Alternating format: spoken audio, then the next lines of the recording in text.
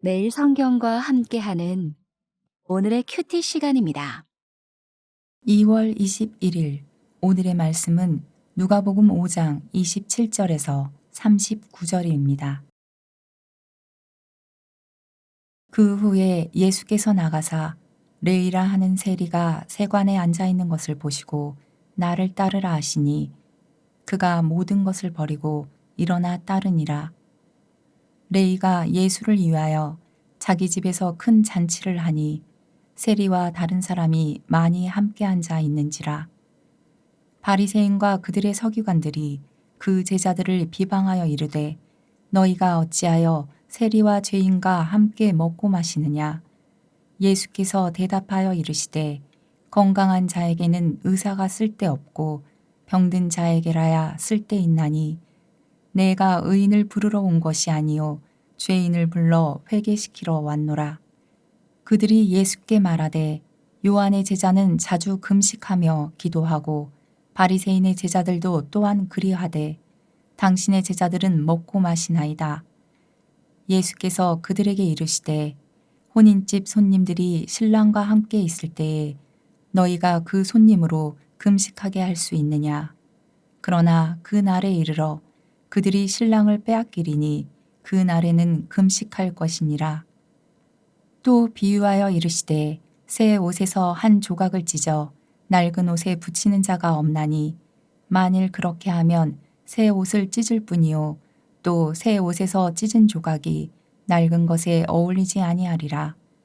새 포도주를 낡은 가죽 부대에 넣는 자가 없나니 만일 그렇게 하면 새 포도주가 부대를 터뜨려 포도주가 쏟아지고 부대도 못 쓰게 되리라. 새 포도주는 새 부대에 넣어야 할 것이니라. 묵은 포도주를 마시고 새 것을 원하는 자가 없나니 이는 묵은 것이 좋다 함이니라. 안녕하세요, 묵상가족 여러분. 말씀 묵상을 통해 하나님께 잇대어 살아가는 우리 모두가 되길 축복합니다. 오늘 말씀은 누가복음 5장 27절부터 39절 말씀입니다. 오늘 말씀은 세리인 레위를 제자로 부르시는 장면으로 시작하고 있습니다. 예수님께서는 세관에 앉아 있는 레위를 보셨습니다. 그리고는 부르십니다. 나를 따르라 하십니다. 레위는 예수님의 부르심에 순종합니다. 28절에 모든 것을 버리고 따랐다고 기록하고 있습니다. 앞서 베드로와 야고보 요한처럼 모든 것을 뒤로하고 예수님을 따른 것입니다. 29절부터 32절은 레위가 예수님을 위해 큰 잔치를 베푼 것을 보여주고 있습니다. 이 잔치에는 레위만 자리한 것이 아니라 레위의 동료였던 세리들과 다른 사람들이 많이 참석한 것으로 보입니다. 이것이 바리새인들과 서기관들의 눈에 좋게 보이지 않았습니다. 세리는 유대인들 입장에서 보면 노마의 편에 서서 동족들을 힘겹게 하는 매국노와 같은 이들이었습니다.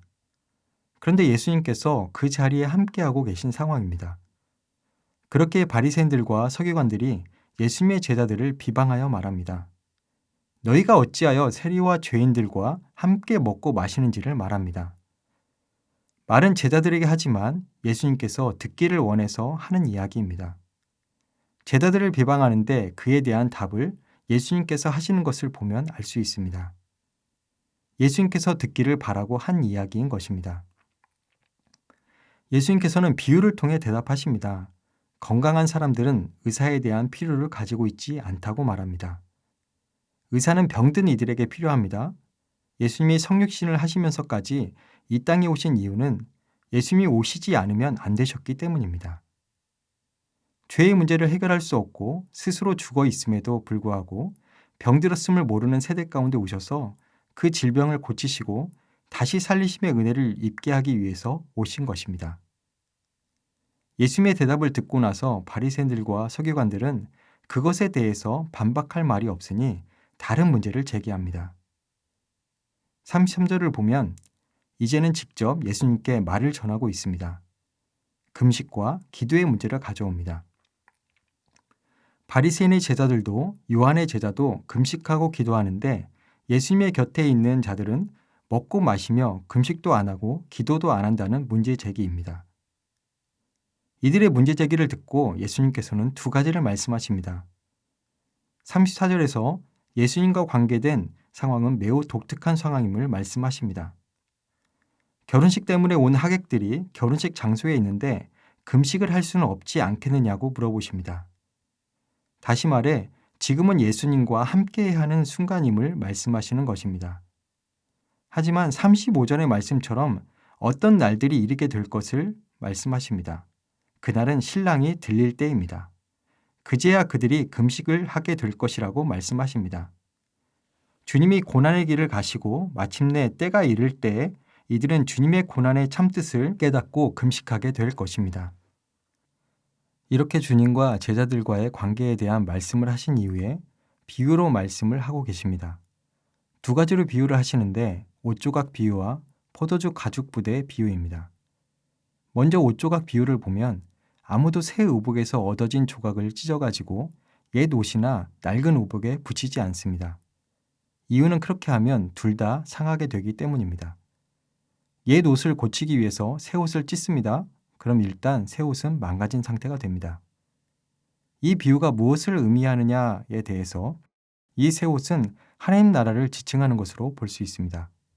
헌옷은 율법에 근거한 나라나 세상 나라 정도로 생각할 수 있습니다. 두 번째 비유를 보면 새 포도주를 낡은 가죽 부대에 넣는 자가 없습니다. 그렇게 새 포도주를 낡은 가죽 부대에 넣으면 발효가 되면서 팽창할 때 그것을 버틸 힘이 낡은 가죽 부대에게는 없기에 부대가 터져버립니다. 그럼 가죽 부대도 못 쓰게 되고 바닥에 포도주가 쏟아져 포도주도 못 쓰게 됩니다. 그렇게 새 포도주는 새 가죽 부대에 담아야 합니다. 마지막 39절을 보면 묽은 포도주를 마시고 새 것을 원하는 자가 없나니 이는 묵은 것이 좋다 함이니라 말씀하고 있는 것을 볼 수 있습니다. 예수님은 앞의 비유를 통해 새 것과 옛 것을 비교하셨습니다. 마지막 결론을 보니 묵은 포도주를 마시고 새 것을 원하는 사람이 없습니다. 그리고는 옛 것이 좋다고 합니다. 오래된 것이 훨씬 더 좋고 유용하다는 것입니다. 무엇을 뜻하는 것인가요? 이렇게 생각해 볼 수 있겠습니다. 새 것은 예수님의 가르침과 예수님을 통한 구원을 의미하는 것입니다. 그러나 사람들이 예수님의 복음과 예수님께서 구원자로 이 땅에 오셨다는 사실보다 율법을 더 좋아한다는 것입니다. 익숙하기 때문입니다. 앞서 제자들을 부르실 때 그들의 모습을 생각해 보면 이미 익숙한 것을 떠났습니다. 새 포도주를 낡은 가죽 부대에 담지 않습니다. 이미 익숙한 것을 떠나 새로운 길 대신 예수님을 따르는 것을 택했습니다. 묵은 포도주가 아닌 새 것을 원한 것입니다.